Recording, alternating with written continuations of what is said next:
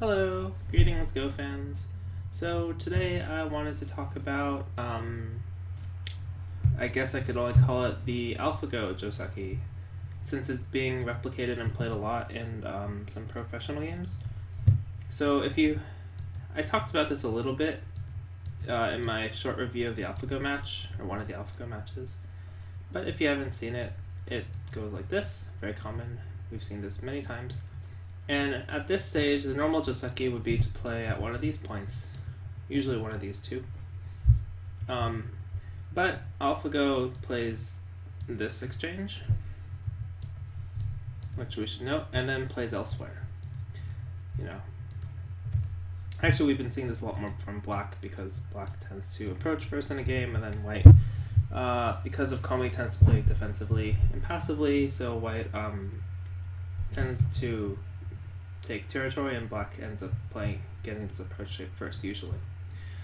But we should think about why this is a development, right?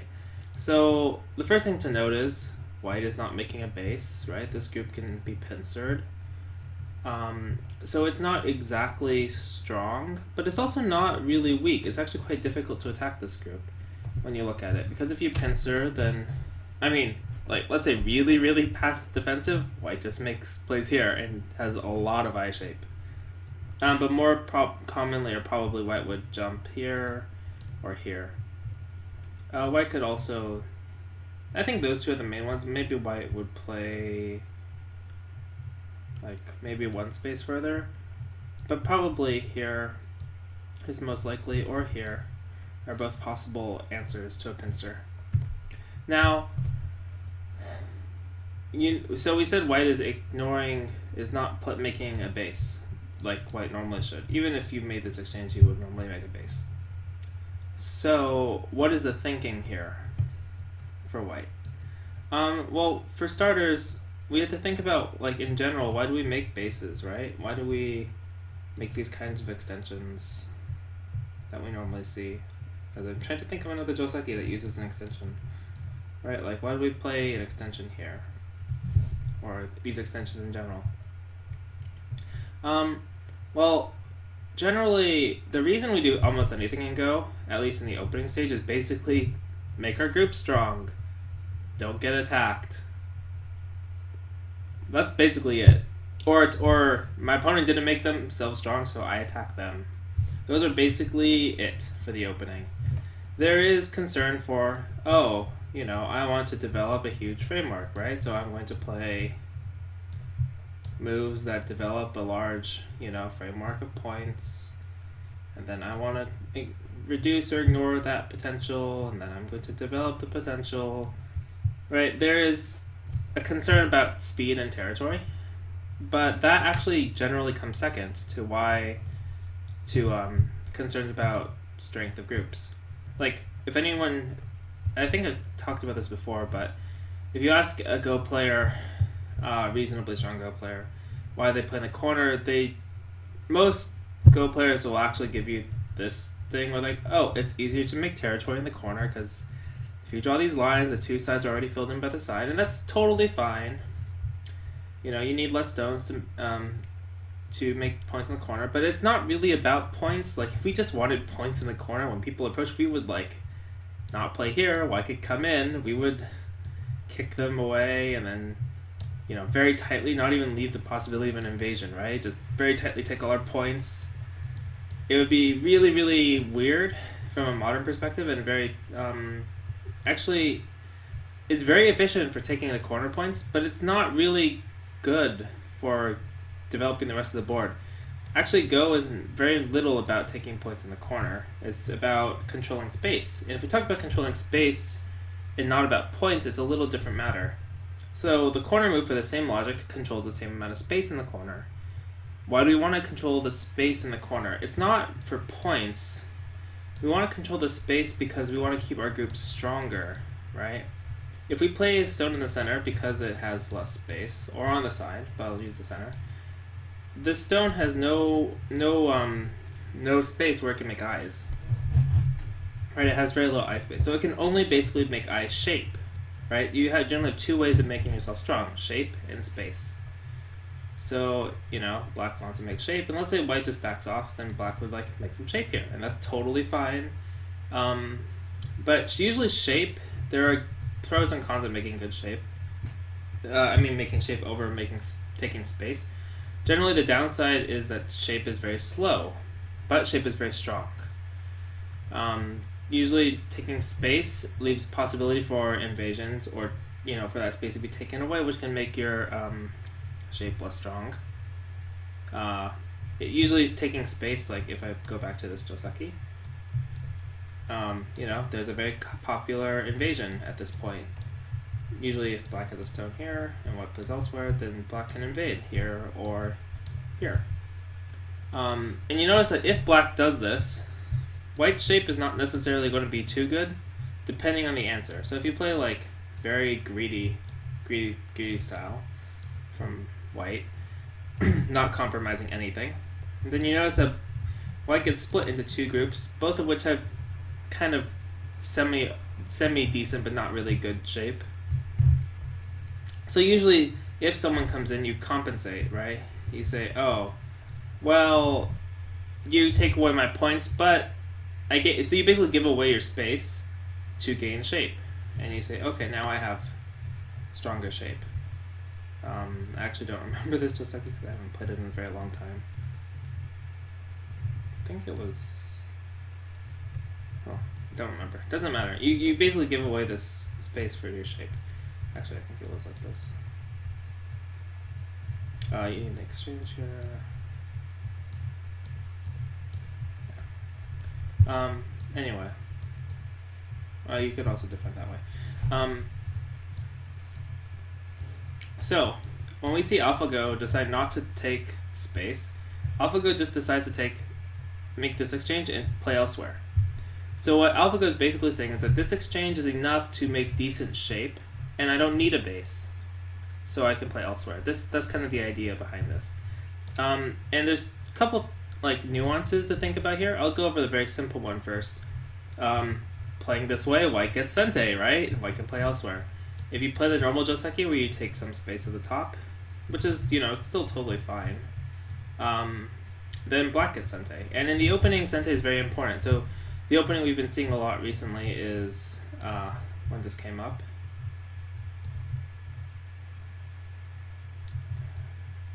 I think I got the corners backwards. When this has come up was like this. Actually, it was like this. And you notice that on this particular board, there is a very clear biggest side that hasn't been claimed yet. But, you have a weak group here, you have a stone that has no support yet. But if you had played this way, very simple, then white could come back and approach and get the first move on the right hand side, which is actually what has been played a lot, but it's not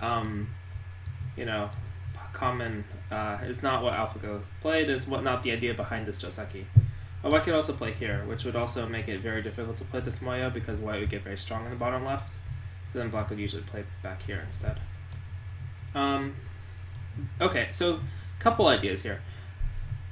So black is basically saying this is enough to gain good shape, and since the shape is good, I'm strong and I don't need the space, I only need strong shape, and then I can get an advantage somewhere else by, moving there first. That's reasonable, totally makes sense.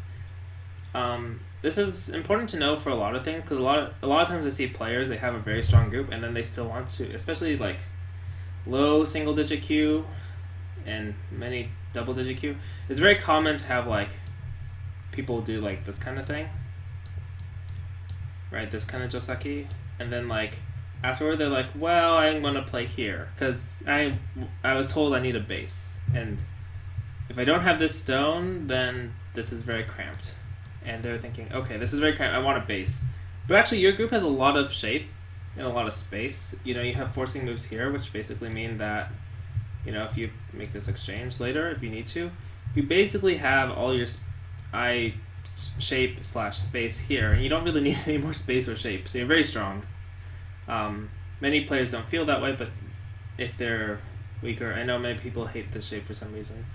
I know exactly why, because I was there once, and basically you have to be willing to give some things away, but your shape is very strong. Your group is actually in very little danger to be killed. So the same idea applies in this kind of, oops, not that one,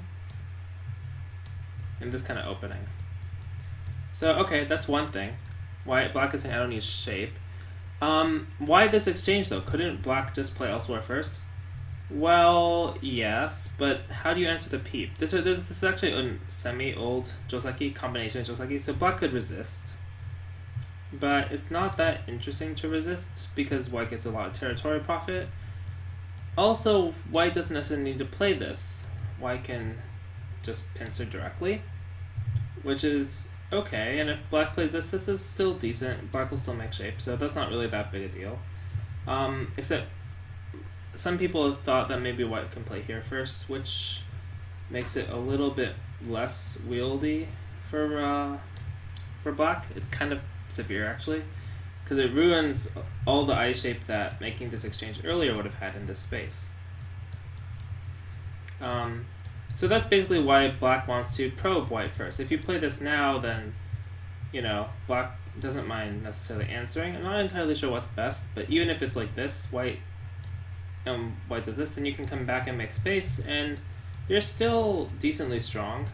And actually, these weaknesses in White, they were fine when Black is weak and you're attacking, but if Black is strong, made eye space here, then they're kind of just liabilities. So instead, Black plays this now to probe White. In many ways, you can think of this move as almost like, not exactly a punishment, but almost a punishment for F17 by being low, so that Black can play elsewhere. Because you know that there's an older Joseki where White plays here, and I think it was game 5. Was it game 5 or 4 where Lisa Dole changed this shape up, and then Alphago decided to answer, because if you, I think it was game, I don't remember, game 4. In this case, there's no forcing moves that you can play here to gain some extra shape. Of course, this fell out of favor for a little bit because this one is more territory oriented and it's faster for moving towards the upper right hand corner. But this one, compared to the other one, puts more pressure on Black. And if you compare it to this shape, right, if you have this shape, this is a gain for Black locally compared to this one, right? Because, in this one, White, basically, Black has nothing to reinforce his stones. But, this is a slower move by White, so it's aiming more at putting pressure on Black, which is normal, makes sense. And actually, there's another option that Joseki talks about, actually, in a very similar, he actually brings up this position exactly.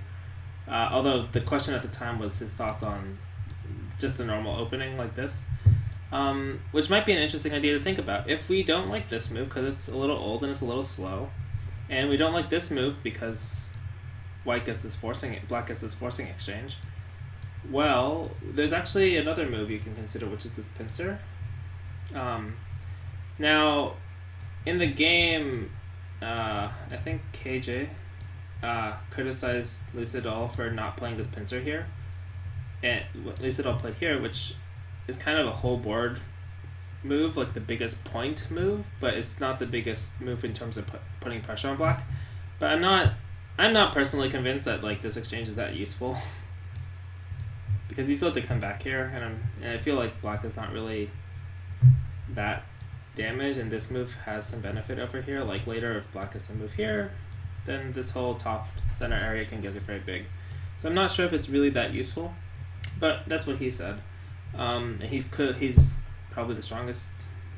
I think Park Young-won is also very strong, but he and KJ are both probably the top 2 players in the world right now.